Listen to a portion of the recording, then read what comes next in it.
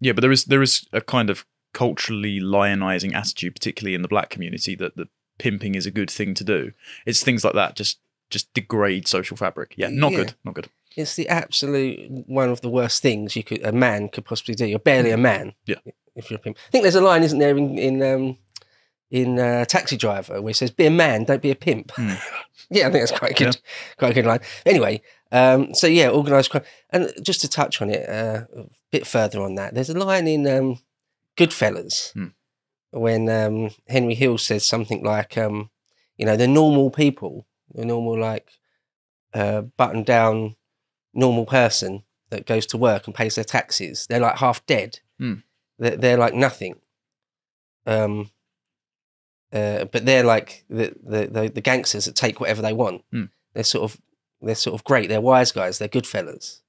It's like, well, I just couldn't disagree more. Well, that's why I like the Scorsese films, actually, because I feel like he presents at the start of his films, particularly Goodfellas or The Departed, there is a sort of fraternalism or family or a celebratory aspect to the culture. It feels like they're real men's men.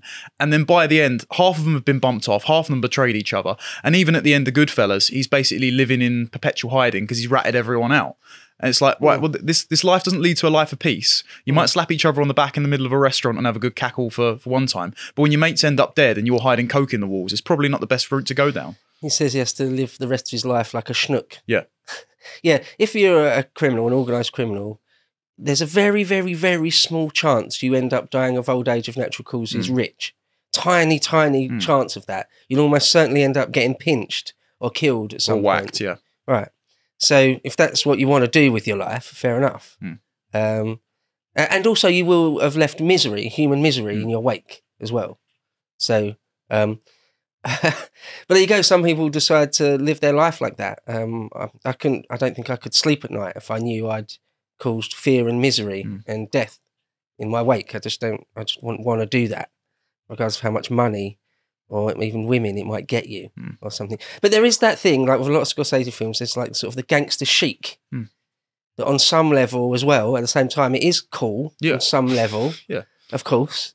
So Luciano, Charles Lucky Luciano, said once as a younger man, he said, and I'm paraphrasing slightly, but I think these are his words. He said, "I'd rather be dead than be a crumb." A crumb is like a very old-fashioned word for to be a loser, a crumb bum, a stumble bum. It just means being a loser. Yeah. It means being weak and just doing as you're told. He says, "I'd rather be dead than live like that." Okay, fair enough. So yeah, the likelihood of you dying of old age, of natural causes, rich, being a gangster is highly, highly unlikely. Crime nearly always doesn't pay. And in fact, the only people that usually do end up extremely wealthy and at liberty are particular types of bosses right at the very top. But Lucky Luciano didn't actually get away with it. He's one of the few of these very, very senior bosses of his time that actually did end up getting pinched. But we'll get into the story of all that. But he's sort of thought of as the chairman of the mob in all sorts of ways. But we'll get into the commission. So I'll first go through sort of his early life and sort of the first part of his life, how it went down. Okay, so he was born in Sicily, a little town outside Palermo. So both his mother and father were Sicilian.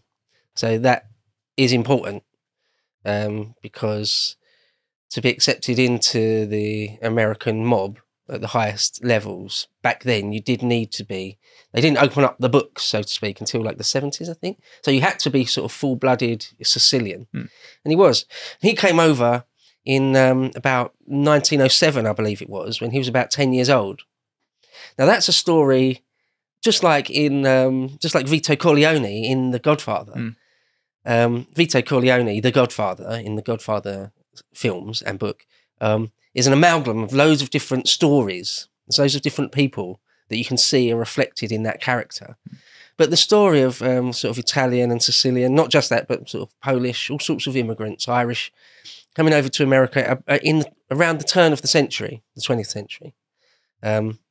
So yeah, right there. There's one parallel with Vito Corleone and the fictional Vito Corleone and Salvatore Luciano straight away. There's something interesting that Thomas Sowell wrote in Race and Economics, actually, and he said that proportionate to immigrant population, the Irish and Italians were massively underrepresented in organised crime versus the Jews were proportionally overrepresented, which is quite interesting. And I've heard it said one of the reasons for that, I know it's a slight tangent, but it's because of police profiling, so that if an Italian was seen fleeing the sound of a shooting, he'd get stopped. If a Jewish guy was seen fleeing it, they'd just assume he was an innocent bystander making a break for it. So that's why they were quite successful. Yeah, I don't know why he said that. You say Thomas Sowell said that? Yeah. Oh, right. I don't know. I guess I don't know the breakdown well enough to disprove that. It seems like the Jewish thing he said there sounds about right. But as far as I can tell, the Italian and Irish, in New York anyway, were sort of the main organised crime syndicates. Oh, they were the main, but as in like proportionate to the amount of immigrants that came in. Oh, right. Okay. The actual criminals among the immigrant population was lower versus the amount of Jewish immigrants that came in and were involved. Okay, maybe. Which isn't what's shown out in like Scorsese movies in The Departed or in Goodfellas, for example. It's just interesting. Yeah, as a population of a whole, massively overrepresented. They're like the main ones. It's actually a funny, quick little point to make is that quite often organised crime and sort of shakedown money, intimidation money, quite often immigrants do it to themselves first and foremost. They extort and intimidate their own first. Well, if you set up a satellite community, it's the easiest way to police yourselves, isn't it?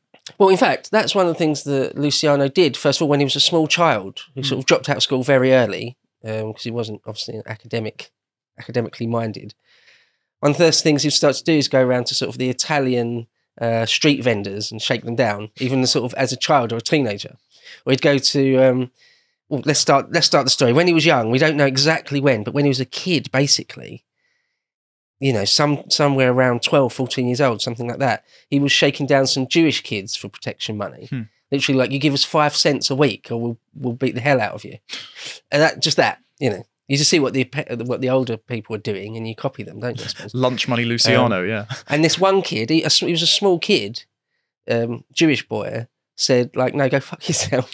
No way. Like, I'll take the beating, whatever you got to do. I'm not giving you a penny. No way. And this quite often happens, well, not often, but it sometimes happens. The Sicilian kids were like, oh, well, I appreciate your moxie. Obviously didn't say that, but they were like, oh, well, you've got balls, kid. Anyway, that turned out to be Meyer Lansky. Oh, right. Wow. So they met very early on when they were kids. Right. And we'll get into the story of Meyer Lansky later, because he and Luciano's relationship is absolutely key. It sort of sets the tone for organised crime for the 20th century. Their relationship with each other was became very, very, very close.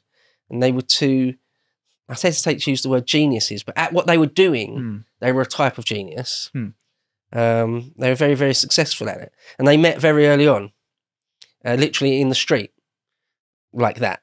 Okay, so at some point, it seems, the Lucky Luciano got involved in all sorts of street crime and shenanigans.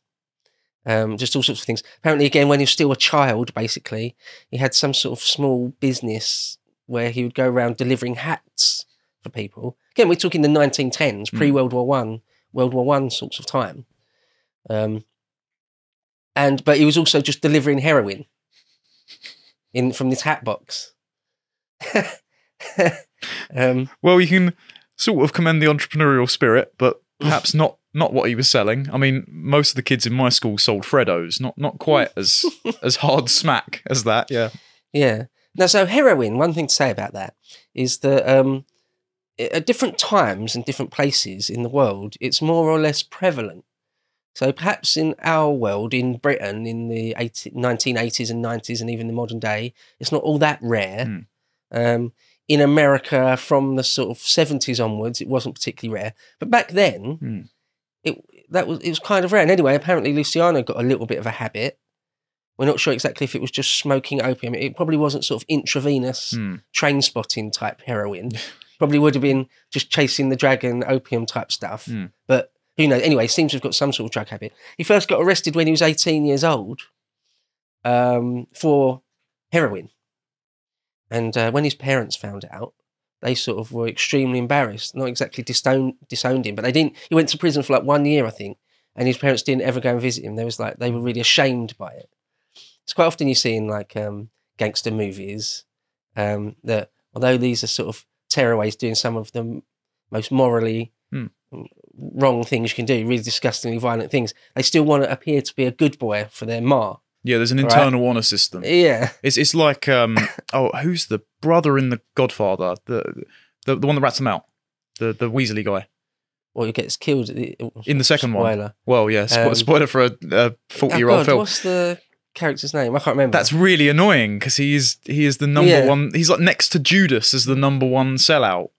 But yeah, the reason that is Michael bumps him off is because he's betrayed the family. Like he's known to be an embarrassment throughout all the things he does. When he hires the prostitutes in the first one, he's known to have kind of shown them up by being a bit crass, and they know he's a liability. And then eventually, when they find out he's sold out the family to the feds, boom, that's it.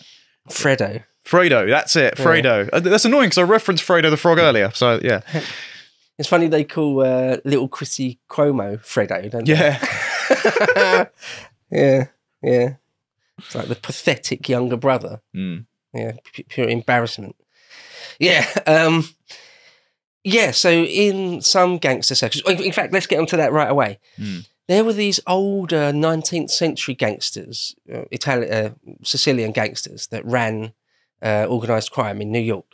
They called them Moustache Pete's, and they were a lot more sort of, I don't know if the word's straight laced, but they had a lot more sense of honour. There are certain lines you don't cross. They were a lot more formal in their speech, things like that.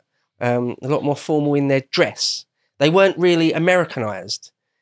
So for example, many of those older bosses, the Moustache Pete's, didn't even speak English or barely spoke English.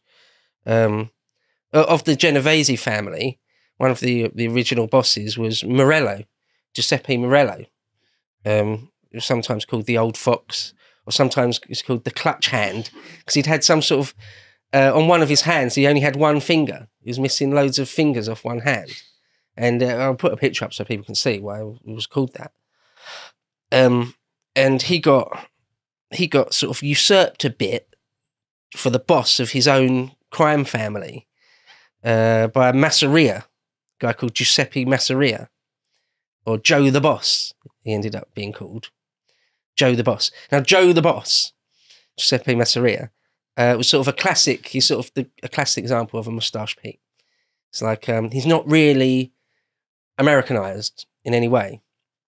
And he's sort of that very old school, Cosa Nostra, our thing, our family, very closed, very formal, very, not like the way it got completely corrupted and bastardized by the 1980s, say. Someone like John Gotti. It's like nothing like that. Nothing like that. It's really old school sort of, yeah. So anyway. He wasn't running it like a corporation, he was running it like a family firm. Yeah, right. And making money wasn't necessarily the main thing. Yeah, it's just the means to the end. Yeah, right. Could leave money on the table not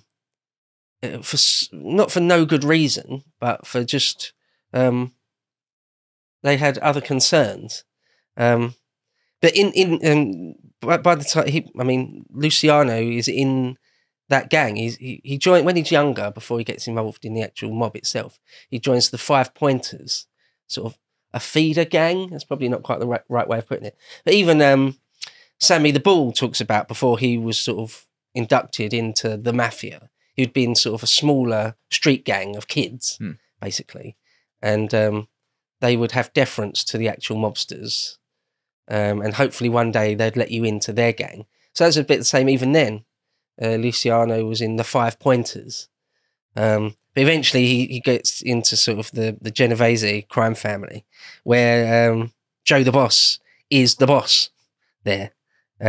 Just mention another quick character. There was an underboss there called Vincenzo Terranova, and he was from Corleone in Sicily. Is it in Sicily?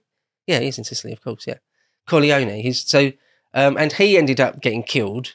They called him the Tiger of Harlem. He ended up getting killed in a drive-by. And I think, like I say, Vito Corleone is a mixture of loads of different people. But if there's one there where he actually comes from Corleone and got gunned down in a drive-by, just like in the film. Yeah, because that's how Sonny dies in the first one, isn't it? Yeah, well, Vito, he doesn't get killed, does he? But he's just on the streets of New York, and a family drive by and shoot him badly, but he doesn't actually kill him, does it? To watch the full video, please become a premium member at lotuseaters.com.